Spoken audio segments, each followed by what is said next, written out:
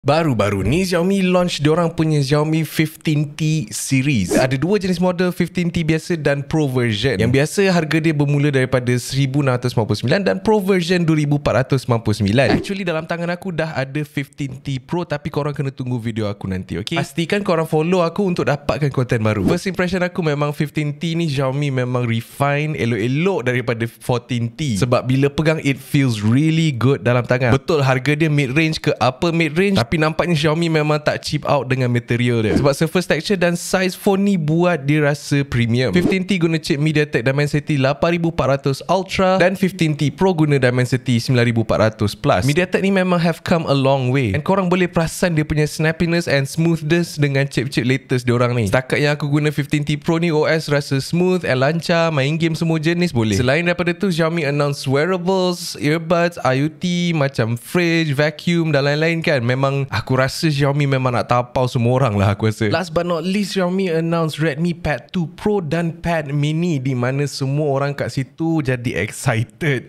Dua-dua tablet ni memang menarik, tapi aku tak boleh nak cerita panjang sebab video ni pendek and aku nanti buat video. Yeah.